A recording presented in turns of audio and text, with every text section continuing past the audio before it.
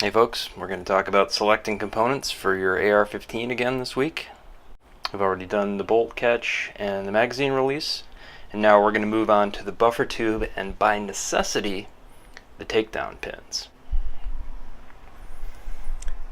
So the buffer tube is back here, hiding under our M4 handguard, and that holds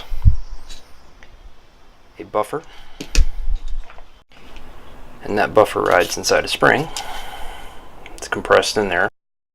So the bolt goes back when you fire around. That spring and buffer provide the weight to drive the bolt back forward and chamber another round. Also, you can see a castle nut here, and then a plate that goes down and covers the end of the lower receiver. And this is where we get into takedown pins, because that plate is also what holds the takedown pin in place. So let's reposition. You can see one takedown pin right there. We'll have a closer look at it, and I'll talk you through the function of it so you know what we're looking at. Here's a closer look at our takedown pins. There's the front one and the back one. And they are captive, which means they're held in place by a spring, so when you pop them through, they won't fall away from you. And this is another upper, and each of those pins drives through those holes and holds the upper to the lower. And we'll have a look at how each of those takedown pins are captured, and then how the buffer tube and buffer springs are attached. So I just pulled this lower off my upper, and these are our takedown pins, and they're both held in place by pins and springs. There's a groove that runs there, and there's a detent that holds them through. Then you just set the upper into place and pop them through. So I am starting to sweat just thinking about doing this, because it is the most difficult task involved in this assembly. We've got our forward hole for our takedown pin. That takedown pin is going to go in just like that, nice and easy, right? Except I have to stick this spring in there.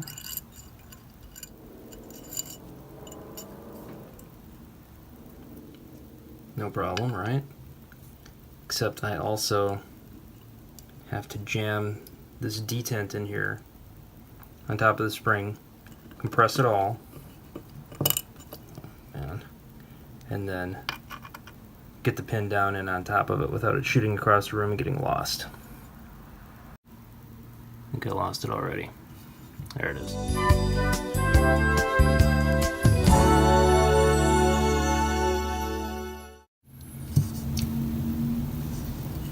Well, it took me about 3 times, and I shot it into my hand once, and you can see the detent is there. You can see the spring through that witness hole. I'm not sure what that's for. If they had put it further up, it would have been helpful, so you could use it to block the spring, but I digress. Anyway, so there's the channel, and pops into place, and it's going to be probably too stiff to work by hand for a little while, and with a few uses it'll loosen up, and we'll probably wear a little bit of the finish off in there and break it in. Alright, so that is done. We're going to move on to the rear takedown pin. So now we're going to move on to a partial assembly of the buffer tube, and then once we get things about into place, we're going to install the rear takedown pin. So the rear is like the front, except the front is a half moon, or 3/4, I guess.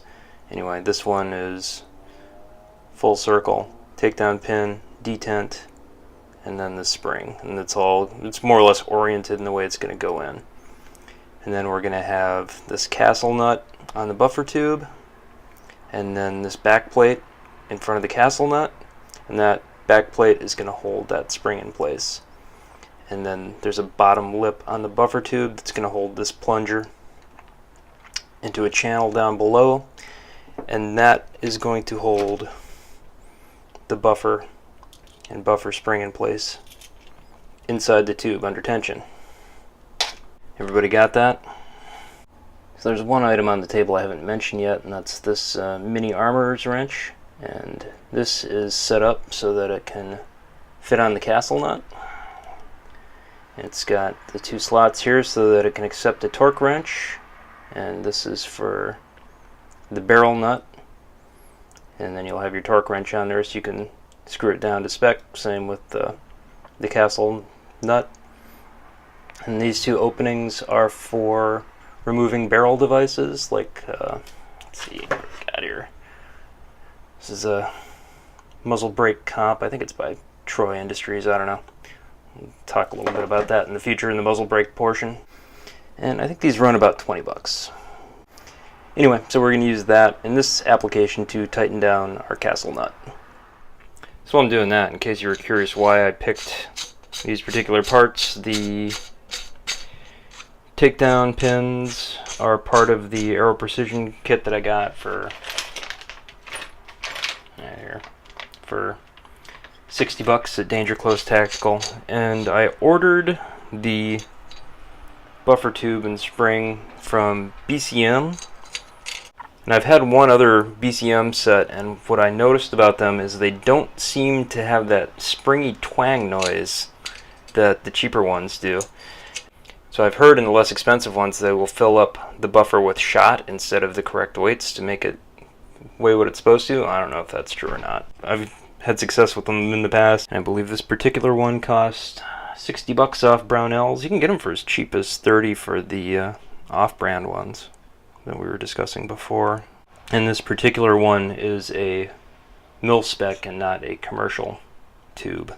And the difference between mil-spec and commercial is 0.003 of a millimeter. They figured out if they could make a commercial one, if they made the tube just slightly thicker, they could cut in the threads instead of roll them in, and that made the manufacturing process cheaper. But since then, stock makers, because the mil-spec and the commercial ones don't share the same stocks, stock makers have started to get away from the commercial varieties, so I think it's going the way of the Betamax. Anyway, we'll take a little break here. I'll get this started and we'll check in. So I've got the tube threaded into the back of the lower, and you can see the channel in there that the spring and the detent first, then spring goes in the back, and then this back plate will compress it. So I'm going to twist it in a little tighter so that there's enough room to get the spring in, and then we'll cinch it down with the castle nut. So there will be some exposed threads here. Alright, Takedown pins in place, detents in there, riding in the channel internally. There's our spring, and traditionally you would see a crimp between that back plate and the castle nut, but now that things have become more modular, people have shied away from that. Some folks will use a drop of blue Loctite, although there are concerns that it'll get down into your well for your buffer string retention plunger there and bind things up. It could happen, I guess, but it's your stuff. Do whatever you feel is comfortable with.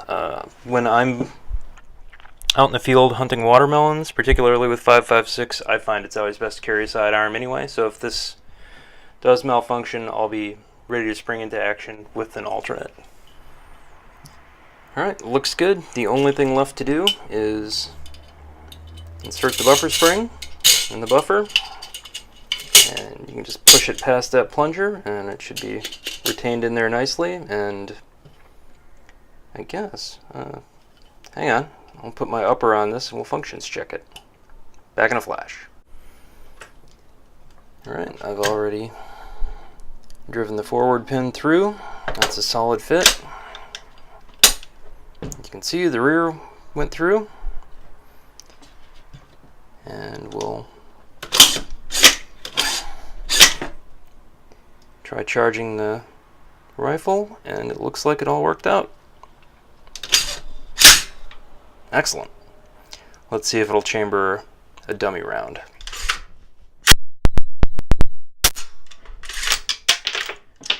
That concludes the building portion of today, and we'll take a little time and look at some of your other options for putting together your lower.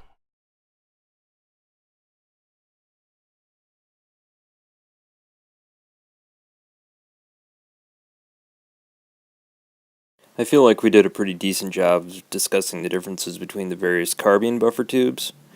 However, if you want to go with the classic triangular M16 stock, you're going to need to pick up a rifle buffer tube, as pictured above. And they seem to run about the same cost as the carbine tubes. My thoughts on takedown pins were always that the classics were fine, no need to deviate from that. And if you were struggling to get them open, you were probably a pussy and didn't know how to push them out using the classic green nylon cleaning brush that came with the M16's cleaning kits. Not all changes are improvements, but if you're inclined to have a more easily disassembled rifle, you can get something like the pull ring that's featured above. Although I should caution you that you run the risk of inadvertently making your rifle look like a pirate. A less drastic measure is to go with something with a knurled end, like the one you see above, although, as you can see, you can get some nice skull prints lasered on there, and that brings us to the next logical step, peacocking. We've got some Neveskis up above, and that's about the AR equivalent of a Nike swoosh. And then you got your anodized, multicolored Strike Industries. These seem to run about $20 a pop compared to your standard $3 basic pin. And then if you're feeling sassy and really want to make an impact on the range, well, I'll say no more.